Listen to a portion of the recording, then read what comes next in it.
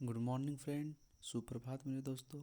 आज जो 28 नवंबर 2021 का हम लोग करंट अफेयर्स देखेंगे। इसमें कुछ ऐसे प्रश्न हैं जो बहुत ही इम्पोर्टेंट है। तो आइए चलते हैं पहले प्रश्न की ओर। आयुर्वेद पर्व 2021 का आभासी उद्घाटन कहाँ किया गया? Option A New Delhi, option B Chennai, option C Kolkata, option D Jammu Kashmir. इसका सही आंसर है ऑप्शन ए नई दिल्ली। आपको बता दें कि नई दिल्ली में आयुर्वेद पर्व 2021 का आभासी उद्घाटन किया गया है। इसका जो उद्घाटन है वो आयुष राज्य मंत्री मंजू पारा महेंद्र भाई ने किया है। आपको बता दें कि आयुष 64 कोरोना की एक दवाई है। दक्षिण अफ्रीका में पाए गए नए कोविड-19 के वेरिएंट का नाम क्या है? Option A delta, option B gamma, option C kappa, option D omicron. तो इसका सही आंसर होगा ऑप्शन डी ओमिक्रॉन। ये ऐसा म्यूटेशन माना जा रहा है कि ये बहुत ही खतरनाक जो है इसका वेरिएंट है। इसका जो नाम है WHO ने दिया है B.1.1.529। आपको बता दें कि कोरोना वायरस जो है वो सार्स कोविड-19 से फैलता है, कोरोना की बीमारी। नेत्रहीन राष्ट्रीय T20 क्रिकेट कप किसने जीता? Option A Andhra Pradesh, option B Karnataka, option C Tamil Nadu, option D Delhi. तो इसका सही आंसर होगा ऑप्शन ए आंध्र प्रदेश, कर्नाटक को हराकर। अगला प्रश्न, 37वां इंडोनेशिया कॉर्पोरेट अभ्यास कहाँ आयोजित किया गया? ऑप्शन ए अंडमान सागर, ऑप्शन बी प्रशांत महासागर, ऑप्शन सी हिंद महासागर, ऑप्शन डी मलक्का स्ट्रेट। तो इसका सही आंसर होगा ऑप्शन सी हिंद महासागर। आपको बता दें कि हिंद महासागर की आकृति जो है वो एम आकार की है। आइए अगले प्रश्न के। मुक्त तीर्थ यात्रा योजना किस राज्य या केंद्र शासित प्रदेश ने शुरू किया? तो option A Jammu Kashmir, option B Uttarakhand, option C New Delhi, option D Haryana. इसका सही आंसर होगा नई दिल्ली। आपको बता दें कि नई दिल्ली सरकार ने अपने राज्य या केंद्र शासित प्रदेश के वरिष्ठ अधिकारियों के करतारपुर ले जाने के लिए यह योजना शुरू किया है।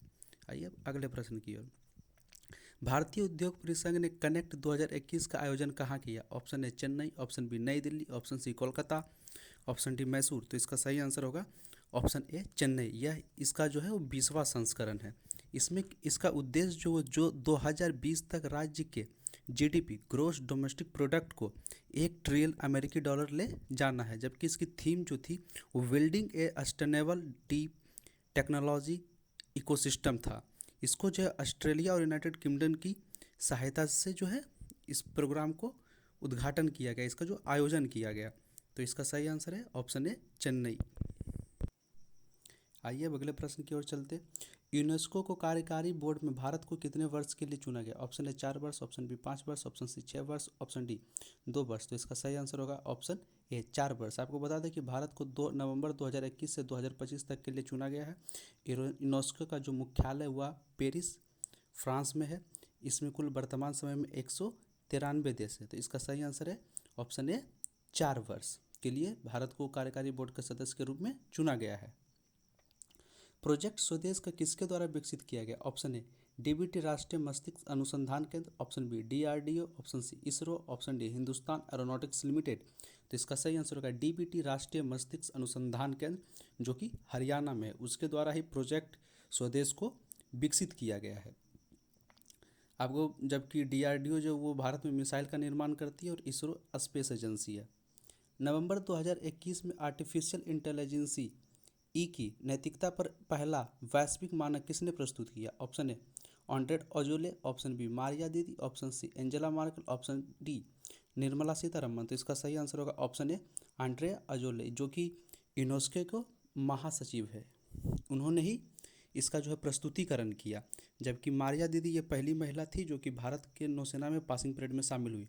बीचू थिरुमला का संबंध किससे जिनमें हाल ही में इनका निधन हो गया? तो इसका सही आंसर होगा ऑप्शन बी गीतकार। ये गीतकार थी जिनका भी हाल ही में निधन हो गया।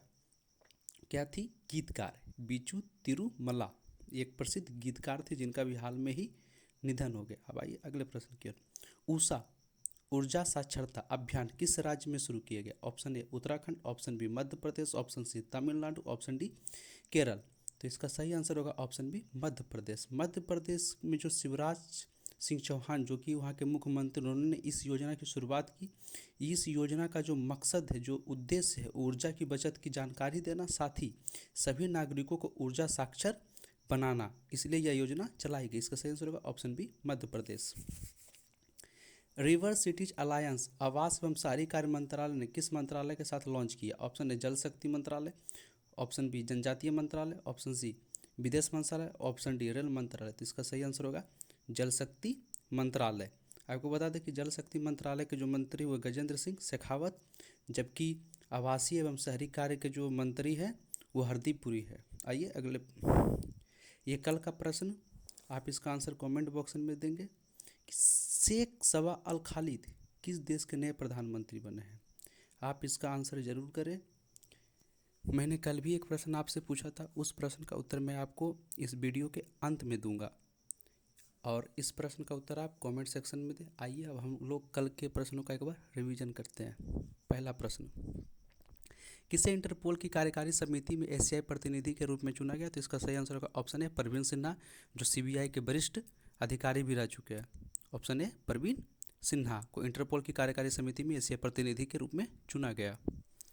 राष्ट्रीय दुग्ध दिवस कब मनाया जाता है? तो इसका सही आंसर होगा ऑप्शन सी 26 नवंबर, जो वर्जिन कुरियन थे उनके जन्मदिन पर मनाया जाता है और इस साल उनका 100वें जयंती था, इसलिए महत्वपूर्ण रखता है। भारत में जो है श्वेत क्रांति के जनक वर्लिन कुरियन को ही माना जाता है। ऑपरेशन फ्लड भी दूध उत्पादन से संबंधित है। मनरेगा के लिए कितनी अतिरिक्त राशि आवंटित की जाएगी? तो इसका सही आंसर है 10,000 करोड़। आपको बता दें कि मनरेगा को पहले नरेगा के नाम से जाना जाता था, बाद में इसका नाम मनरेगा कर दिया गया है। इस योजना की जो शुरुआत है वो 2005 में की गई थी, नरेगा योजना की शुरुआत। अब आइए अगले प्रश्न की ओर। मालदीव, श्रीलंका और भारत के तटरक्षक बलों के बीच कौन सी त्रिपक्षीय तटरक्षक अभ्यास हुआ? तो इसका सही आंसर है दोस्ती। दोस्ती एक त्रिपक्षीय तटरक्षक अभ्यास है जो मालदीव, श्रीलंका और भारत के बीच हुआ। निम्नलिखित में कौन सा राज्य भारत का सबसे गरीब राज्य है? तो इसका सही आंसर होगा ऑप्शन सी बिहार। अभी हाल ही में नीति आयोग ने भारत का पहला बहुआयामी सूचकांक जारी किया, जिसमें यह बताया कि भारत का सबसे गरीब राज्य बिहार है, जबकि सबसे कम गरीब राज्य वो केरल है, और भारत का दूसरा सबसे गरीब राज्य झारखंड, और तीसरे स्थान पर उत्तर प्रदेश है। इसका सही आंसर है ऑप्शन सी बिहार। मैसूर घोषणा पत्र किस मंत्रालय द्वारा जारी किया गया था? ये पंचायती राज मंत्रालय था। इसमें जो है पंचायती से संबंधित ये घोषणा पत्र थी, जिसमें लगभग 16 राज्यों ने हस्ताक्षर किए। तो इसका सही आंसर है ऑप्शन बी पंचायती राज मंत्रालय। अब आइए अगले प्रश्न की ओर। Time magazine excellence iconic awards 2021 में लाइफ टाइम अचीवमेंट अवार्ड किसे मिला? तो इसका सही आंसर है ऑप्शन ए डीसी सिंघानिया। यह अवार्ड डीसी सिंघानिया को मिला। कौन सा शब्द 2021 में कॉल्सन डिक्शनरी का वर्ड ऑफ द ईयर बना? तो इसका सही आंसर है ऑप्शन है नॉन फंजिबल टोंग्स, जो है वो वर्ड ऑफ द डिक्शनरी बना है। प्रोजेक्ट 75 के तहत स्कॉर्पियन श्रेणी की चौथी आईएनएस डीजल पनडुब्बी कौन है? तो इसका सही आंसर है ऑप्शन डी बेला, जबकि कलवरी इसकी पहली पनडुब्बी है, और इसमें भी कुल 6 पनडुब्बी आएंगी, जिसमें से बेला चौथी पनडुब्बी है। पूर्वी भारत में पहला 5G परीक्षण एयरटेल सफलतापूर्वक किस कंपनी ने किया था? तो नोकिया ने किया था। संघाई सहयोग संगठन के बीच की बैठक का आयोजन कहाँ किया गया? तो कजाकिस्तान नूर सुल्तान में ही इसका जो है बैठक का आयोजन किया गया था। अब आइए अगले प्रश्न की ओर। भारत का पहला निजी निर्मित क्रायोजेनिक रॉकेट इंजन कौन है? तो इसका सही आंसर है ऑप्शन ए धवन 1। यह पहला है, याद रखिएगा इसे। रिसाइकल्ड पीवीसी प्लास्टिक से बना भारत का पहला क्रेडिट कार्ड किसने लॉन्च किया? तो इसको किया HSBC इंडिया। ऑप्शन है, ये यूरोप का दूसरा सबसे बड़ा बैंक है जिसने कि पहला पीवीसी प्लास्टिक से बना हुआ क्रेडिट कार्ड लॉन्च किया है। मेरा अब आइए जो प्रश्न मैंने कल पूछा था उसका आंसर देता हूँ कि संविधान दिवस कब मनाया जाता है? इसका सही आंसर होगा 26 नवंबर।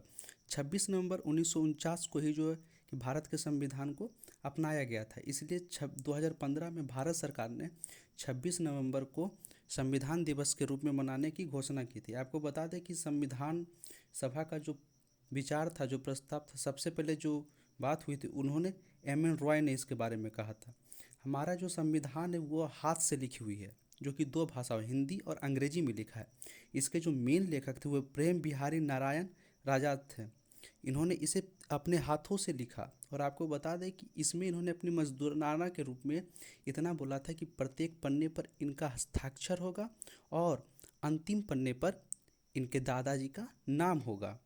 और आप बता दें कि भारत का जो संविधान है वो अभी दिल्ली के पुस्तकालय में हीलियम के गैस में रखा हुआ है। वो अभी तक उसे अच्छे से हमारे जो देश के लीडर है उसे रखे हुए, क्योंकि ये भारत की गौरव है, हमारे लिए बहुत ही महत्वपूर्ण है। आपको बता दें कि संविधान सभा के जो अस्थाई अध्यक्ष थे वो डॉक्टर राजेंद्र प्रसाद, जबकि अस्थाई अध्यक्ष जो बने थे वो सच्चिदानंद सिन्हा थे। जय हिंद।